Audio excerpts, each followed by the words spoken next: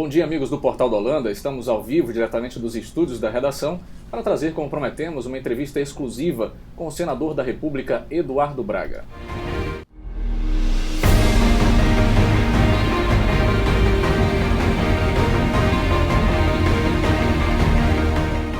Inicialmente, queremos saudar o senador da República, Eduardo Braga. Muito obrigado por ter atendido o nosso convite e está conosco hoje para responder as perguntas dos nossos leitores da nossa equipe. Senador, bom dia.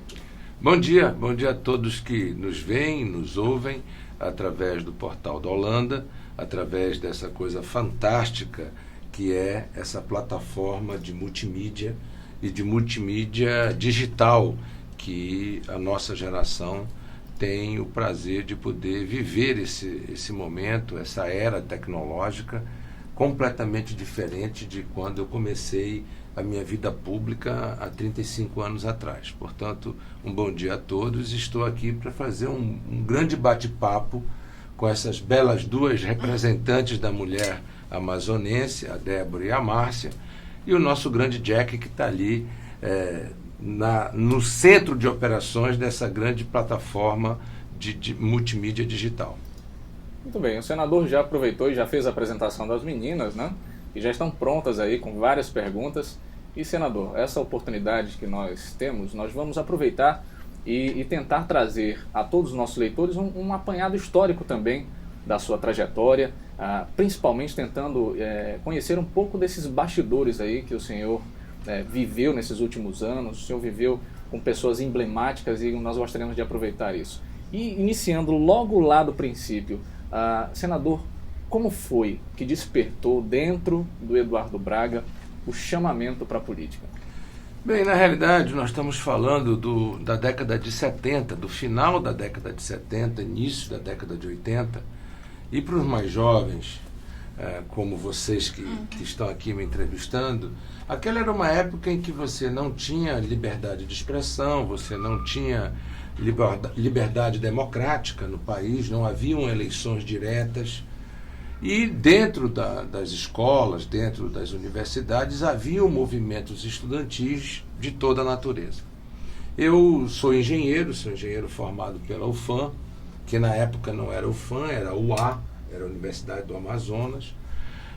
E lá dentro da UFAM tinha um movimento estudantil pela liberdade de expressão, etc., e pela liberdade e legalização da UNE, que era a União Nacional dos Estudantes.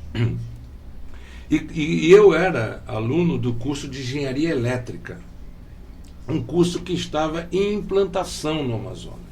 Portanto, nós tínhamos muitas discussões de como melhorar o nosso curso, porque queriam que nós fizéssemos só os anos básicos aqui no Amazonas e que nós fôssemos fazer os anos técnicos no Paraná, ou em Itajubá, em Minas Gerais. E aí começou o nosso contato com as pessoas, as discussões, os debates, a questão de refeitório.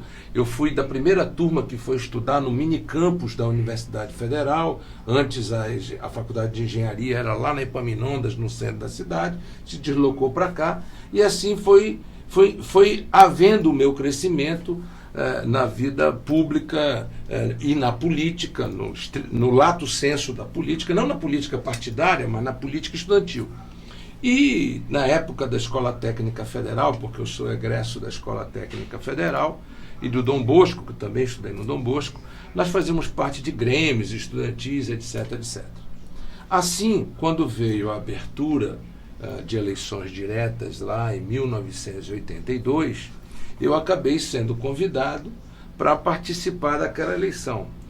E meu pai era um entusiasta, um apaixonado pela democracia e por eleições. E meu pai é um homem que tem uma gratidão enorme pelo Amazonas.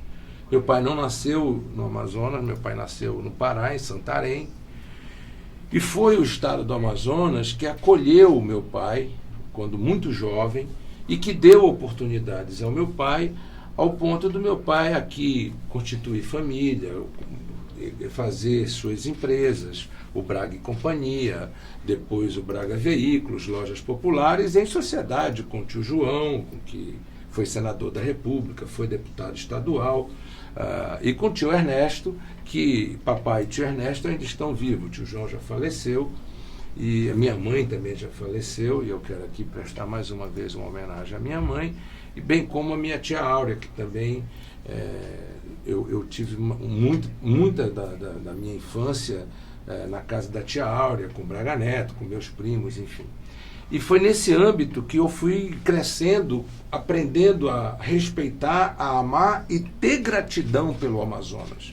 Porque foi o Amazonas, efetivamente, o Estado que nos deu a oportunidade para que nós pudéssemos fazer as empresas, investir, que de alguma forma nós nos víamos obrigados a devolver isso ao povo com trabalho, com dedicação e através da democracia, porque eu não vejo outro regime que não a democracia. Portanto, num resumo do resumo, foi assim que eu acabei entrando na vida pública e me elegendo vereador em 1982. Que começou assim, né? Começou assim. É uma história muito rica, né? Ainda mergulhando um pouquinho mais nessa história que é tão cheia de nuances interessantes. Muito se conhece da sua vida legislativa como prefeito, né? Mas pouco se sabe sobre os bastidores do executivo. O senhor, inclusive, foi relator da Constituição do Amazonas, né? Como foi esse chamado para o executivo? Bem, na realidade, eu vim da iniciativa privada, né? Como eu disse ainda há pouco, engenheiro, né? Portanto, feito a questão cartesiana, a questão de resultados, etc., e trabalhando na iniciativa privada. Quando eu fui ser vereador, eu trabalhava de manhã na Câmara e trabalhava de tarde e de noite nas empresas, na minha vida particular, e ia para bairro. Eu sempre fui uma pessoa hiperativa. Há muitas pessoas, inclusive, que não me conhecem, que não convivem comigo, estranham a forma e a velocidade com que eu me dedico às coisas, mas eu sou muito intenso na relação, seja na relação pessoal, seja na relação de trabalho, enfim, eu sou muito intenso. E assim eu acabei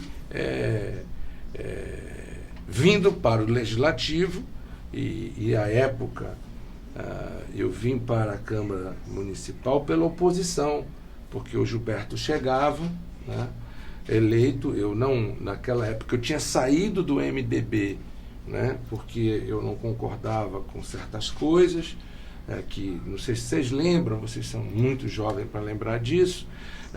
Houve um movimento na época em que o Mestrinho vinha com Carlos Alberto de Carli para dentro do PMDB, que na época era MDB e se transformou em PMDB, e alguns saíram. E eu fui um deles que saí, fui para o PDS. Eu saí da juventude do MDB lá atrás e vim para o PDS e acabei me elegendo vereador pelo PDS. E aí comecei a minha vida pública, portanto, pela oposição, fazendo oposição àquela altura.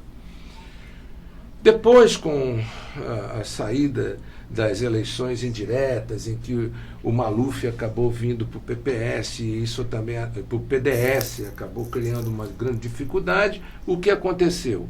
Eu saio do PDS, fico sem partido, e aí tive, naquela altura, conversas muito fortes com o amazonino, que representava uma mudança de comportamento, de geração e de tudo na política naquela altura, com o próprio Mestrinho, e aí volto para o PMDB e me elejo deputado estadual pelo PMDB. Tá certo. E falando em amazonino, em 92 o senhor veio como vice-prefeito, se elegeram, né, ao lado do amazonino, que renunciou com 1 ano e 3 meses, ou seja, de legislativo passou a ser prefeito de Manaus. Como é que você avalia o Eduardo Braga prefeito? Antes disso, é preciso dizer que quando nós chegamos na prefeitura, e àquela altura Manaus vivia um momento muito difícil como está vivendo hoje. Em 92, para quem não se lembra, eu não quero dizer que eu estou ficando velho, né? Em 92 eu ainda estava sendo planejada. Você ainda estava né, no universo. Né? Então, você já era nascida. Já era nascida. Não tem cara. Mas o que acontece? Em 89, Collor se elege e começa um movimento no Brasil de dizer que a nossa indústria era uma indústria ultrapassada, que a nossa indústria era uma indústria sucateada e que era hora de abrir a economia brasileira. Ora, a Zona Franca de Manaus vive exatamente de vender para o mercado brasileiro produtos e tecnologias que, se forem importados fora da Zona Franca, ficam muito caros. E que, se forem importados pela Zona Franca e fabricados na Zona Franca, eles passam a ser mais baratos. Aquilo fez com que o Amazonas vivesse um grande fundo do poço. Talvez tenha sido um dos piores momentos da economia, como nós estamos vivendo agora. Ao chegarmos à prefeitura, o amazonino me deu o desafio de ser secretário de obras e secretário de limpeza pública numa cidade que estava sem dinheiro, cheia de lixo, de buraco, abandonada, e a gente tendo que reverter isso diante de um quadro econômico muito grave. E o amazonino sai da prefeitura e vai para o governo, e eu fico na prefeitura como prefeito e tenho que dar esta resposta e modernizar a cidade de Manaus, que estava bastante atrasada. Nós conseguimos isso. Eu acho que a grande marca da minha vida política acontece exatamente neste momento, quando Manaus, sobre a nossa coordenação, e aí numa ação conjunta com o amazonino, numa ação ampla de trabalho, numa capacidade de articulação, talvez essa tenha sido uma das características ao longo da minha vida pública, a capacidade de articular para trazer apoio, para resgatar os momentos difíceis do Amazonas.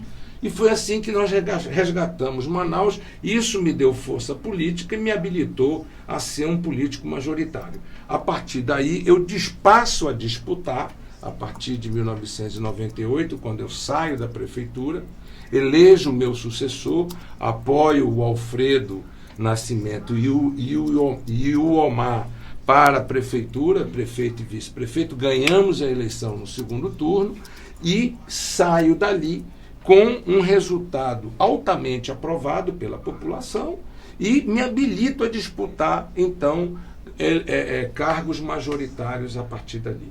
E com resultados executivos muito positivos, porque fomos até então o prefeito que trouxe as modernidades do sistema viário, dos viadutos, a prestação de serviço melhorada, implantamos na educação e na saúde uma revolução na gestão no município de Manaus, e isso nos deu muita visibilidade. Aí eu disputo a eleição de 98 para o governo contra o amazonino, perco a eleição por 0,23% dos votos. Aprendi muito, era muito jovem, tinha 37 anos de idade. Depois disputo a prefeitura contra o Alfredo, que àquela altura, com o amazonino no governo, fez um bloco hegemônico e disputamos com ousadia e coragem aquela eleição e conseguimos ir para o segundo turno e perdemos a eleição por 1% dos votos. E em 2002, então, eu chego ao governo do Estado com essas experiências de vitórias e de derrotas, mais amadurecido, tendo me dedicado, inclusive, durante aqueles anos à iniciativa privada, trabalhando no setor privado. Foi quando eu constituí a Parintins Veículos, a Parintins Automóveis, montamos uma rede de concessionárias, criei a Parintins Incorporação e Participações Limitada, ou seja, aquela minha imperatividade que eu falei, ela permanece até hoje. É óbvio que não com a mesma força física que eu tinha no passado, mas a gente conseguiu fazer muitas coisas. Não só acertamos, erramos, né? Não só tivemos vitórias, também tivemos derrotas ao longo da vida. Eu acho que é isso que forja um ser humano completo. Eu quero dizer que eu aprendo com os meus erros, não é? E procuro me reciclar com os meus acertos. As pessoas podem ter certeza que o Eduardo de hoje é um Eduardo muito mais amadurecido, muito mais reflexivo do que o Eduardo de 20, 30 anos atrás. Eu sou um homem maduro, vou fazer 56 anos de idade. Diz a minha filha que eu não pareço. Né? Não merece mesmo, não. Diz a minha filha que eu não pareço. Eu ando meio gordinho, mas já perdi 15 quilos, tá? Então, eu ando me esforçando para que eu possa ter força física, para o meu mental poder acompanhar e o meu corpo poder acompanhar a minha força mental. Senador, falando em estar gordinho também, eu também estou numa luta semelhante. Isso é o mal da nossa geração. Para ver se a barriga diminui. Para você que está nos acompanhando agora, nós vamos fazer um breve intervalo, nós vamos voltar, coisa de 15 segundos mais ou menos, com mais perguntas, e eu vou perguntar daqui a pouco sobre a relação com Gilberto Mestrinho e os bastidores do PMDB, quando da sucessão de Gilberto Mestrinho para Eduardo Braga. Continue ligadinho aí com a gente.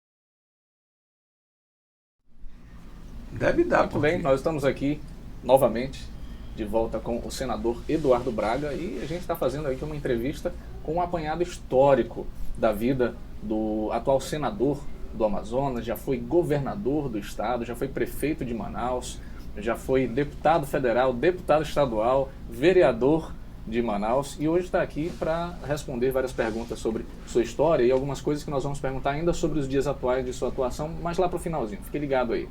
Senador, o senhor teve a responsabilidade de assumir um dos maiores legados políticos da história do Amazonas, que foi a do Boto Navegador, o Gilberto Mestrinho. Ele deixa de ser presidente do PMDB e em seguida o senhor assume a presidência. Houve muita resistência daquela geração assim, mais antiga, dos mais veteranos do partido, quanto à sua figura, já que o senhor era muito jovem na época que assumiu essa responsabilidade? Jack, na realidade é interessante, porque como eu disse, eu comecei a minha vida pública em 1982 fazendo oposição ao Mestrinho. Depois eu me aproximei do Mestrinho e vivemos, eu e Mestrinho, diversos momentos diferentes do ponto de vista da relação política e da relação humana. Amigo, não amigo, mas nunca inimigo. Mas no final da vida do Mestrinho, da vida pública e da vida humana mesmo, porque o Mestrinho veio a falecer logo depois, eu estava muito próximo do Mestrinho. E o Mestrinho, com uma experiência e um acúmulo de conhecimento na relação humana e na relação política, que poucos políticos tinham até então. E eu diria que nos últimos 10 anos de vida do Mestrinho, eu estive muito próximo a ele. Eu retorno ao PMDB e retorno ao PMDB sem criar uma disputa com o Mestrinho, muito pelo contrário.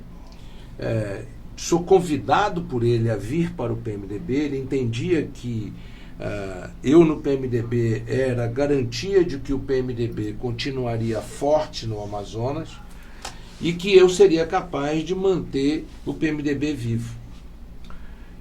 Eu quero lhe dizer que, no final, o Mestrinho me deu grandes ensinamentos, porque o Mestrinho também, quando era jovem, ele era muito vigoroso, ele era muito forte, em que pese ele não fosse forte fisicamente, ele tinha uma personalidade muito forte. Ele era um governador forte do ponto de vista político, etc., uma liderança expressiva. Mas, ao fim, ao cabo, ele era uma liderança doce e uma liderança muito experiente e sábio. Ele era muito sábio ao fim da sua carreira. porque acumulou 40 anos de experiência, 60 anos na vida pública, enfrentou a ditadura, foi caçado, foi perseguido, etc. Portanto, ele era uma enciclopédia para falar da relação humana com a política. E eu me lembro que uma das vezes ele disse, olha, vá treinando. Eu disse, por quê, professor? Que eu chamava ele de professor. Ele disse, porque o maior aprendizado do político é aprender a ser enganado. Eu digo aprender a ser enganado? Ele disse, porque muitas vezes você pensa que alguém é seu aliado, que alguém é seu amigo, e quando você percebe, essa pessoa ou está te usando ou está te enganando. E você tem que ter a sabedoria de saber perdoar e não permitir que isso se transforme numa relação de ódio entre você e as pessoas. Eu não... Imagina, isso eu estou falando para você, tem quase 20 anos essa conversa. Sim. De lá para cá, eu vi tantas coisas nesse sentido, sabe? Eu vi tantas pessoas que eu pensei que eram meus aliados leais, meus amigos sinceros, e que me traíram. E aí eu me lembrava do ensinamento do mestrinho. Não permita que isso se transforme em ódio, em raiva. Não permita que isso se transforme numa relação bruta entre você e as pessoas. E aí, quando alguns chegam e dizem assim, o Eduardo é arrogante, o Eduardo é prepotente, o Eduardo é isso, eles talvez não percebam que o Eduardo é o cara que fez coisas que muito poucos fizeram. E fizeram porque não eu queria ser grosseiro com você, ou eu queria lhe desrespeitar, não. Eu queria era fazer, no menor prazo de tempo possível, o máximo que poderia ser feito. Eu brinco até às vezes sobre essa ponte sobre Rio Negro. Porque, veja, hoje essa ponte sobre Rio Negro é a grande plataforma de expansão da cidade de Manaus e da nossa região metropolitana para as pessoas viverem, né? Em vez de ir morar no quilômetro 80 ou 90, no sentido de Boa Vista ou no sentido de Itacoatiara, né? Então, atravessa-se a ponte e surge uma nova Manaus de uma região metropolitana. Fizemos essa ponte em 4 anos e meio. Eu conheço obras que aqui na nossa cidade, depois de 10, 12 anos, não foram concluídas. Que levou mais de 12 anos para serem feitas. Ora, vencer essas questões, muitas vezes só com intensidade. Muitas vezes só com dedicação absoluta. O Prosamin é outra prova dessa. Entrava governo, saía governo, as pessoas olhavam para as pessoas vivendo dentro daquele igarapé, sem saneamento, sem nenhumas condições, sem limpeza, sem nada. E achava que aquilo era natural, era melhor virar o rosto e olhar para o outro lado. Portanto, com o mestrinho, eu fui ganhando a sabedoria que hoje eu espero poder, com as vitórias, com as derrotas, ter absorvido na minha vida. Eu não sou perfeito, eu sou ser humano, eu tenho virtudes, eu tenho defeitos, mas uma coisa eu tenho uma enorme vontade de fazer o bem ao meu país e fazer o bem ao meu estado e à minha gente. Eu amo isso aqui. Eu aprendi a amar pelos ensinamentos do meu pai, essa terra, porque essa terra acolheu a minha família quando meu avô morreu e meu pai veio para cá menino, passando fome, fugindo da fome do Ceará, ele veio para do Ceará, de Santarém, ele veio para cá, e aqui foi que ele teve oportunidades. Então eu fui criado ouvindo isso de manhã, de tarde e de noite. Então isso desenvolveu dentro de mim um sentimento de reciprocidade. O senhor conviveu com figuras emblemáticas, não só na sua vida política, mas pelo que o senhor está dizendo aqui também, pela sua vida pessoal, né? Quando o senhor assumiu a primeira vez o governo, quem lhe inspirou? Meu pai. Seu pai? Meu pai. Não há dúvida de que... Sabe aquela figura do pai herói? O meu pai tem 91 anos de idade, graças a Deus está vivo. Minha mãe, lamentavelmente, não. E E minha mãe também tem uma figura muito marcante na minha vida, porque foi ela que me ensinou a ler e escrever. Eu não fui alfabetizado em escola, eu fui alfabetizado pela minha mãe. E a Dindinha tem um papel na minha vida insubstituível. A Dindinha foi a minha avó de criação. Eu até me emociono. Portanto, as três grandes figuras humanas na minha vida meu pai, minha mãe e a Dindinha, né? São essas três grandes figuras humanas. Falando ainda do Eduardo, depois eu tive a felicidade de conhecer, aos meus 15 anos, a minha outra metade, que é a Sandra. Eu vivo uma relação intensa de amor com a Sandra desde os meus 15 anos. Eu tenho 56 anos, agora em dezembro eu faço 56 anos. E tenho de casado com a Sandra 35 anos. Né? E a Sandra me deu as três coisas mais lindas da minha vida, que são minhas três filhas. Na vida pública, eu tive a oportunidade de conviver proximamente com dois grandes mestres da política do Amazonas, Mestrinho e Amazonino. Na realidade, convivi mais com o Amazonino, e na época áurea do Amazonino, né? Que depois eu tive um afastamento do Amazonino. Hoje eu tenho uma relação próxima do Amazonino, eu reconheço os méritos do Amazonino, mas consigo ver os defeitos. Como eu espero que amanhã o Marcos Rota, o Marcel Alexandre, a Alessandra Campelo, o Dallas, o Vicente, os companheiros do PMDB que eu procuro fazer conviver comigo muito proximamente, e alguns aliados próximos, até mesmo como o Issa, a Conceição, a Rebeca Garcia, etc., possam perceber as minhas virtudes, que aprendam com as minhas virtudes, mas aprendam acima de tudo com meus erros. Aprender com as virtudes é fácil. O mais difícil é você aprender com os erros. Porque é aprender com os erros que te faz melhor, é que te faz diferente, é que te faz compreender a releitura da tua existência e da tua relação enquanto um homem público.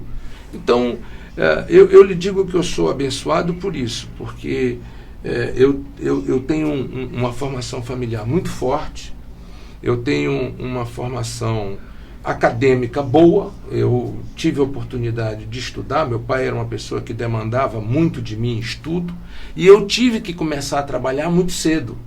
Então, eu sou um homem que tem um sentido prático da vida, porque comecei a trabalhar muito cedo, e tenho um sentido acadêmico da vida por ter tido a oportunidade de estudar em boas escolas, de ter ido para fora, estudado nos Estados Unidos, ter ido para o Japão, estudado no Japão, ter ido para São Paulo, para o Rio de Janeiro. Ou seja, o mundo foi se abrindo na era em que não tinha internet para que o mundo virtual se abrisse.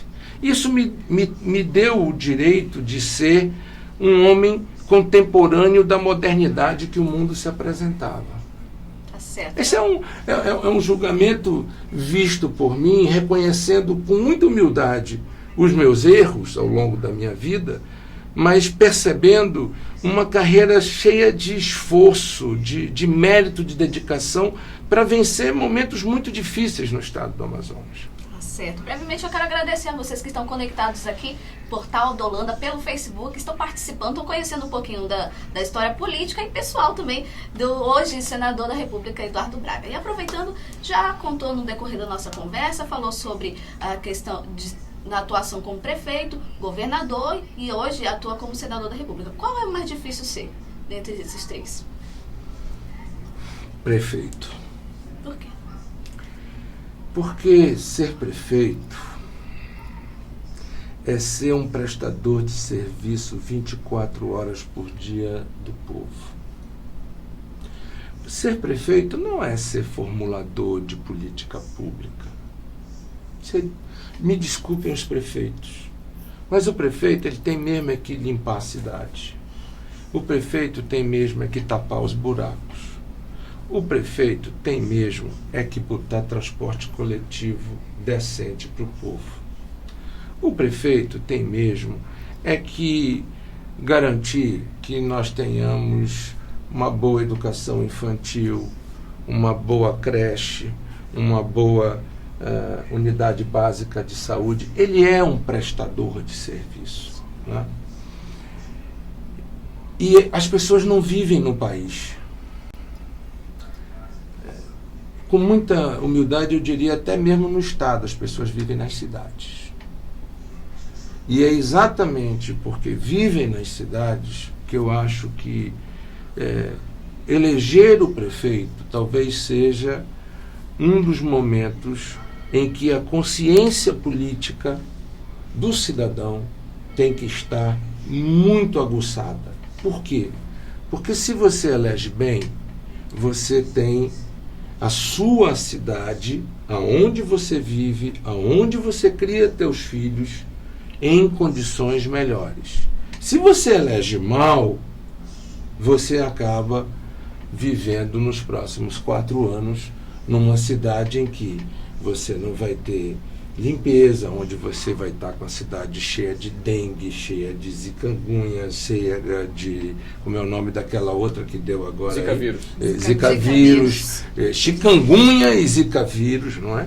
E tal. Ou seja, é o prefeito que tem essa capacidade de articular as forças políticas. É claro, e aqui eu fui prefeito, eu sei o que é isso. O prefeito sozinho não resolve nada. Agora, é ele que é o grande maestro, ele é o grande gestor. Para isso ele tem que ter experiência, para isso ele tem que ter uma grande identidade com a cidade, e para isso ele precisa ter apoiamentos políticos importantes na necessidade em que ele vai administrar um momento difícil. Se você está com crescimento econômico, se você está com receita que está sobrando dinheiro no caixa, etc., é um outro momento. Se você está vivendo uma crise política, se você está vivendo uma crise econômica, grande desemprego, falta de recursos, etc., você precisa de apoiamento político, você precisa de partidos políticos fortes, estruturados, para que você tenha força na relação da União e da República para trazer recursos para o Amazonas. Eu vivo isso no Senado da República, eu vivi isso como líder da Dilma, eu vivi isso como ministro da República. Portanto, eu vejo hoje que um dos cargos políticos mais desafiadores é o de prefeito. Senador, nós estamos, já que entramos nesse mérito da prefeitura, esse é um ano de eleições, né? E para Manaus especificamente foi um ano atípico, porque nós vimos adversários históricos se unindo e aliados se separando, né? No final das contas, o que o senhor, com toda essa experiência, sugeria como prioridade para o próximo prefeito de Manaus? Primeiro é preciso dizer o seguinte: quando se vive um grande problema, uma grande crise, é hora de você colocar suas diferenças de lado para que você possa se unir para resolver a crise. Isso é nas famílias. Às vezes você tem até irmãos que têm diferença com seus irmãos. Mas na hora da dificuldade da família, você tem que botar de lado todas essas diferenças e pensar em como vencer o desafio.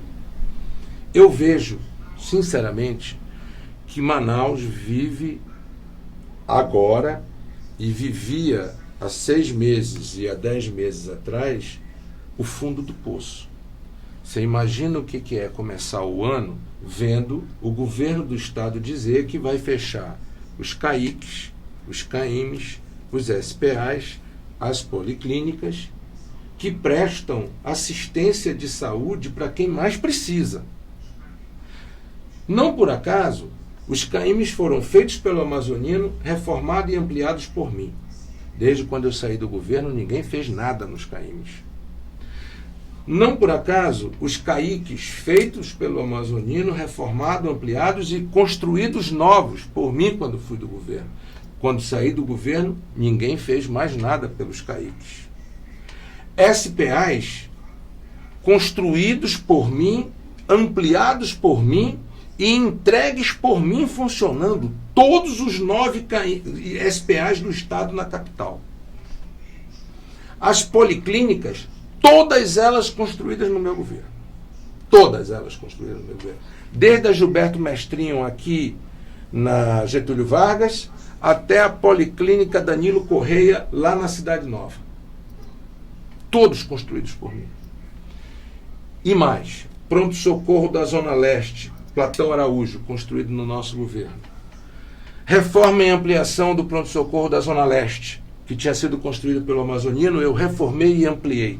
Tanto o pronto-socorro da Zona Leste como o infantil do lado. O pronto-socorro infantil aqui da Cachoeirinha, reformado e ampliado por mim. Adriano Jorge, reformado e ampliado por mim. 28 de agosto, nós derrubamos aquele que tinha sido construído pelo Amazonino lá atrás, quando foi prefeito, e construímos um moderno 28 de agosto. Aí você olha depois e você vê que, depois que eu saí do governo, em 2010, até agora em 2016, a unidade de saúde que foi construída foi uma PPP, lá na Zona Norte, que é uma parceria pública-privada, governo do Estado e iniciativa privada, cuja toda a parte hospitalar continua fechada até hoje. Só funciona uma parte ambulatorial. E o que nós tínhamos feito estão fechando. E ninguém fala. Eu acho que este é o grande ponto de ruptura que aconteceu. Lamentavelmente, o governo Zé Melo, tá certo? Descumpre todos os compromissos que ele mesmo assumiu numa eleição contra mim, onde a máquina pública funcionou à exaustão, e ele mesmo vai à televisão, e o secretário de saúde vai à televisão dizendo que vai fechar os CAIMs e os CAICs. 1,5 milhão de consultas são feitos nos CAICs para combater os problemas infantis de pediatria. A melhor idade é toda feita nos CAIMs. Desculpa. A melhor idade é toda feita nos CAIMs. Portanto, não podia haver um conformismo e um faz de conta de que está tudo bem. Porque eu vou falar uma coisa aqui que às vezes as pessoas não têm coragem de dizer. Mas, lamentavelmente, tem parte da imprensa que não mostra a verdade verdadeira, porque depende da verba do patrocínio do governo para poder ganhar dinheiro. E aí, você que está me assistindo aqui, não sabe de verdade o que está acontecendo. Mas você sente, quando você chega dentro do CAIM e não tem medicamento, você sente. Você sente quando você chega na escola e a merenda escolar do teu filho não está boa. Você sente quando você vê que os investimentos de construção na sua cidade que gera emprego para o teu marido trabalhar acabou e que teu marido está desempregado. Você sente quando a indústria está demitindo mais de 60 mil trabalhadores e o teu filho, o teu marido está desempregado. Ora, na democracia você muda essas questões no voto. Mas você também tem que ter, de outro lado, uma coisa chamada responsabilidade. Toda mudança é importante, mas ela tem que ser feita com responsabilidade. Porque mudança sem responsabilidade passa a ser o quê? Um risco enorme. Para quem? Para nós. Para mim, para você, para sua filha. Você já é mãe? Não, ainda não. Então, para minha filha, que eu já sou pai. Eu não sou avô ainda, não tenho neto, mas para o meu neto quando ele nasceu, minha neta quando ele nascer, ou seja, para todos nós. Na democracia, somos nós que entregamos o governo. E entregamos muitas vezes o governo pensando que estamos fazendo bem, mas depois nos arrependemos. Governar Manaus hoje não é uma tarefa fácil. Mas vencer os desafios que estão postos hoje em Manaus, é preciso ter duas coisas: experiência, força jovem, união e propostas. E ter uma condição de poder discutir com o poder central brasileiro como apoiar de verdade as soluções no Amazonas. Eu acho que, em que pese todas as diferenças que eu tenha com Arthur, o Arthur e o PSDB reúnem essas condições. Em que pese os seus erros que possam ter cometidos ao longo da vida na administração. Eu, com o PMDB do Michel Temer, com a experiência e com a história política que nós temos e com a representatividade que temos em Brasília, podemos ajudar Manaus a vencer esses desafios. Eu gostaria que o Omar e o PSD também tivessem essa sensibilidade e estivessem vendo isso. Porque na política não dá para a gente estar disputando eleição dizendo que eu sou o melhor, que eu sou a mudança, que eu sou aquilo, enquanto o filho das nossas amigas e dos nossos amigos, dos nossos eleitores, estão desempregados e nós não temos uma proposta encaminhada. Qual é a proposta para fazer a virada de mesa nisto? Como é a proposta para que a gente possa vencer a crise de desemprego que está acontecendo em Manaus? O 13º pagamento de salário, que sempre foi pago metade no meio do ano e metade antes do fim do ano, este ano só foi pago 30%. Os outros 70%, preste bem atenção, você que está me assistindo. Os outros 70%, até agora ninguém disse como vai pagar. Portanto, o voto que nós vamos exercer agora, no dia 2 de outubro, é, antes de mais nada, um voto de muita responsabilidade. Nós queremos, ao mesmo tempo, ter experiência e, ao mesmo tempo, ter novas práticas, um espírito de mudança. Eu creio, sinceramente, que o que, com humildade, nós estamos tentando fazer é construir uma chapa com o Arthur e o Marcos Rota, que represente a experiência de um lado e o bafo, a força da mudança do outro com o Marcos Rota e a força política de PSDB e PMDB para que a gente tenha força para trazer conquistas para cá. Voltar com os empregos, voltar com os investimentos e fazer de novo Manaus voltar a sorrir.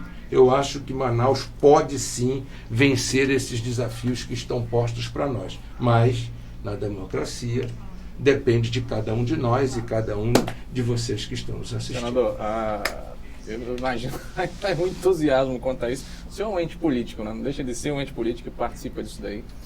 Mas antes de nós irmos para o próximo intervalo, só me confirme uma coisa, em breves palavras.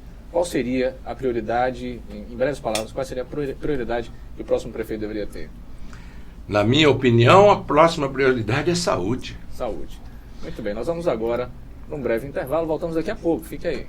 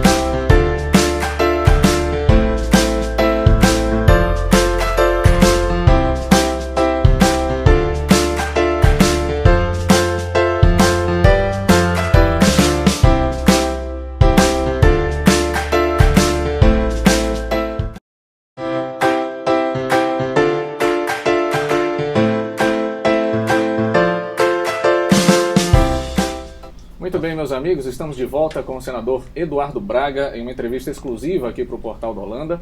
E a gente já segue com o próximo questionamento e tem a ver agora com esse turbilhão, senador, que o senhor viveu, e eu acredito que esse seja, na verdade, o pior pesadelo para qualquer político, para qualquer história política, porque o senhor teve que se ver entre a cruz e a espada. O senhor foi líder do governo Dilma, o senhor foi da base, apoiou a candidatura de Dilma, Lula também do mesmo modo. Na sequência foi ministro, serviu como ministro de Estado de Minas e Energia.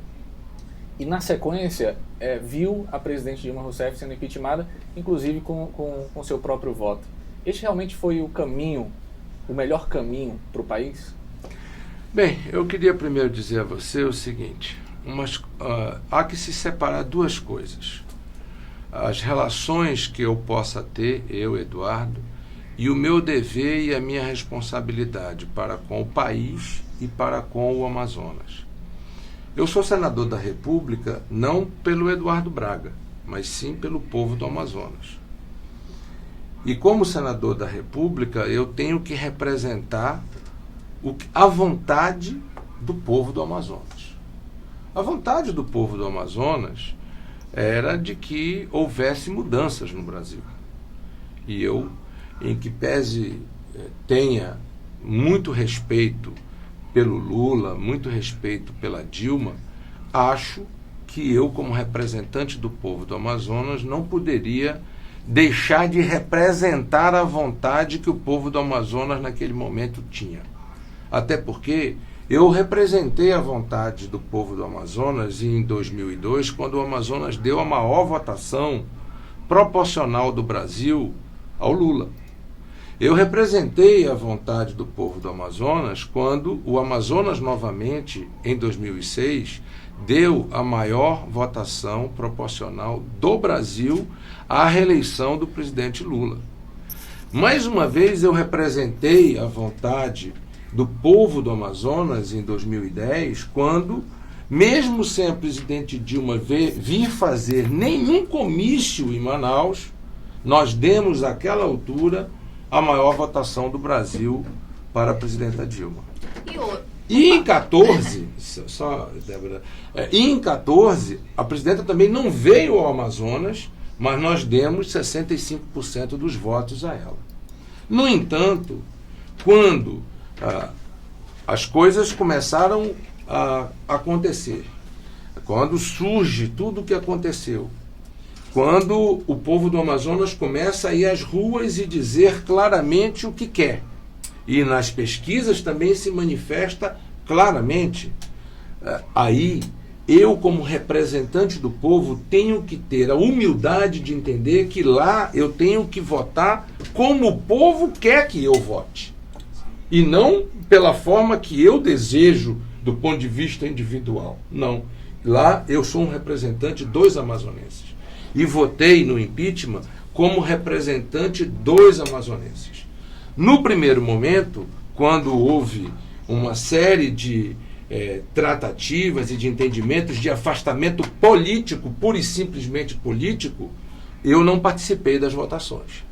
Mas quando da votação, eu vim a Manaus, eu reuni com diversos setores e segmentos, eu fiz pesquisas, eu ouvi as pessoas, procurei me aconselhar, procurei com humildade entender e votei de acordo com a vontade da maioria do povo do Amazonas, de forma tranquila. E olha, fiz isso sem nenhuma alegria, porque acho que todos nós queremos que os governantes acertem.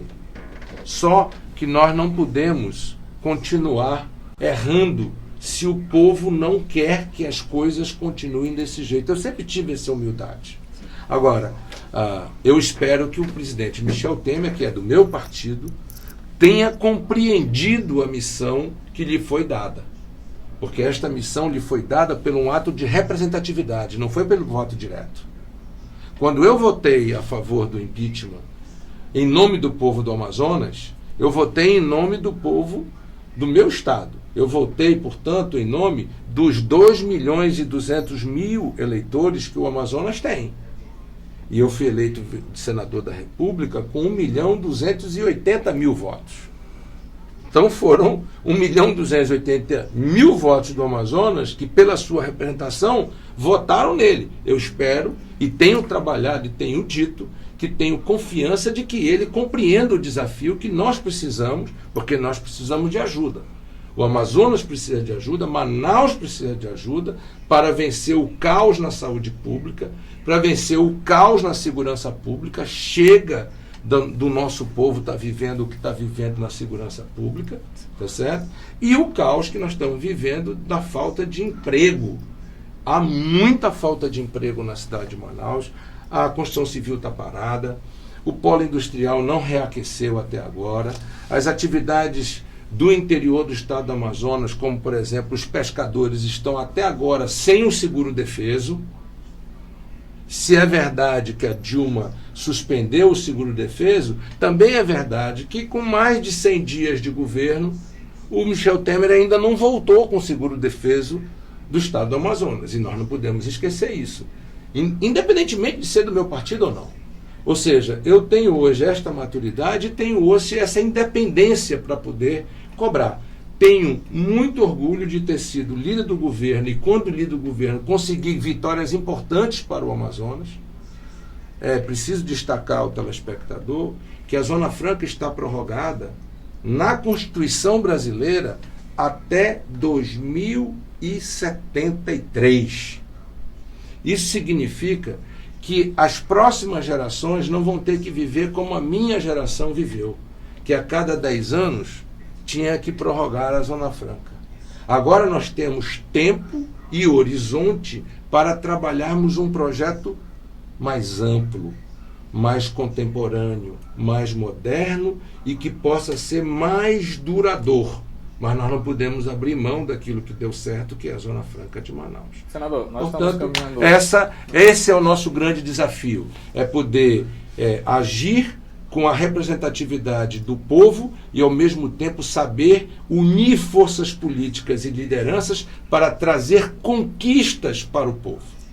Nós estamos caminhando agora para o fim, até por limitações técnicas mesmo, mas eu gostaria de, antes da última pergunta, senador, o senhor que teve a experiência de comandar uma das pastas mais importantes em um período de uma crise sem precedentes, uma crise gigantesca, que foi o de Minas e Energia, o país inteiro falando sobre esse assunto, e daí a presidente Dilma vai e convoca o senhor para assumir essa responsabilidade.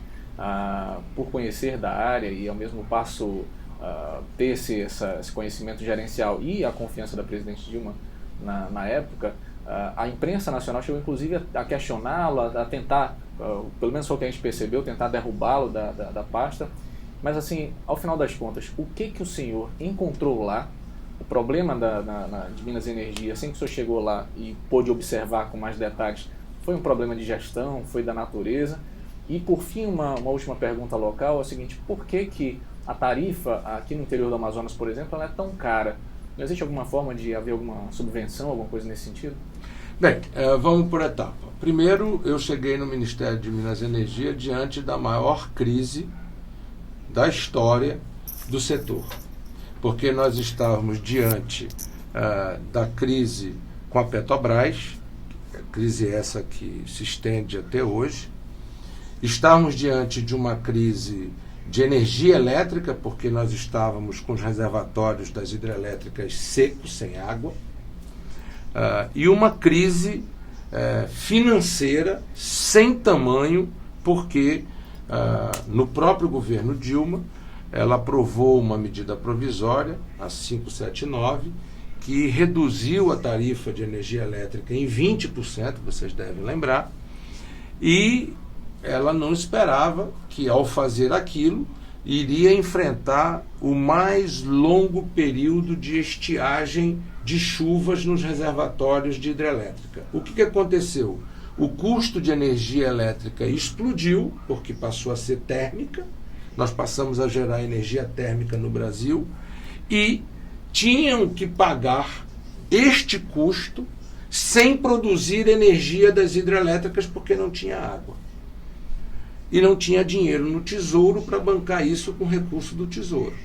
Ou seja, o que ia fazer era que a 8ª economia do mundo ia colapsar, simplesmente colapsar, e o Amazonas já teve isso, colapsou do ponto de vista de geração de energia elétrica na década de 90, 97 nós tivemos um apagão na cidade de Manaus.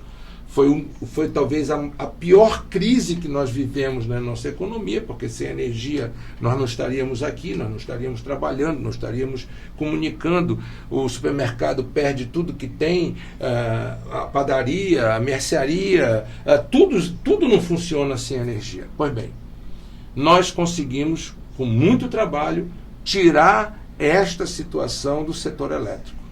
Nós reformulamos o setor elétrico, atravessamos um deserto muito grande com relação a essa questão da Petrobras, a questão da Eletrobras e todas as outras questões. Aqui mesmo, a usina a gás aqui de Mauá 3, que estava paralisada há 3 anos, finalmente foi retomada e vai ser inaugurada a primeira etapa agora no final do ano.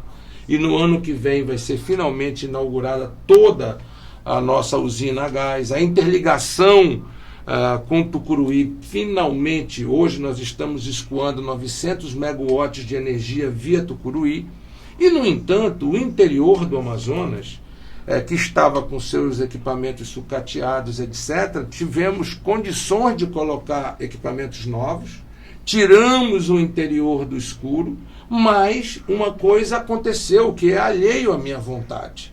Para que não quebrasse o sistema, a ANEEL teve que dar reajuste. É claro que isso não é bom para ninguém, mas a energia mais cara que existe é a energia que não tem. É aquela que quando você quer botar para funcionar aqui a empresa do Holanda, não tem energia e você tem que ligar o gerador. Só que o gerador, ele custa mais caro do que o megawatt de qualquer centrais elétricas que aconteceu. E aí, veja só como nós estamos defendendo e trazendo conquistas importantes. Nós conseguimos colocar grupos geradores novos no interior, o Luz para Todos voltou a funcionar intensamente no interior, a usina de Mauazinho conseguiu avançar, as novas licitações na capital aconteceram, só para falar do Amazonas. E aí, eu saio do governo e a Amazonas Energia perde a concessão de energia elétrica. E isso está começando a trazer graves e sérios problemas. Eu já alertei ao presidente Temer, eu já alertei ao PMDB a nível nacional e tenho alertado o Congresso Nacional. Sistema elétrico é um investimento de longo prazo e é um investimento continuado. O que eu posso dizer é que nós demos a nossa contribuição importante para o Brasil no setor elétrico, importante para o Brasil no setor de óleo e gás. Lamentavelmente, até hoje a Câmara dos Deputados não votou o projeto de lei que quebra o monopólio sobre o pré-sal, para que nós possamos abrir os investimentos e retomar os investimentos. Nós estamos sem investimentos da Petrobras no estado do Amazonas há mais de 12 anos. Desde quando eu saí do governo do estado que a Petrobras não investe no Amazonas, a nossa refinaria está com a sua reforma e de atualização tecnológica paralisada, tudo isso fruto de não tomarem algumas decisões que precisam ser tomadas. Agora, perder a concessão de energia elétrica no estado do Amazonas talvez seja o maior dos problemas que nós estamos vivendo. A minha experiência foi uma experiência de aprendizado, e eu acho que uma experiência de contribuição com muitos investimentos para o setor de energia no estado do Amazonas. E eu espero poder continuar colocando a serviço do Amazonas e do Brasil essa experiência adquirida com 35 anos de vida pública para que a gente possa vencer novos desafios. Senador, recebemos aqui a informação há pouco relacionada ainda a fechamento de CAEX e tudo mais. O governo se posicionando dizendo que não foram fechados. Então, que a população fique tranquila quanto a isso daí.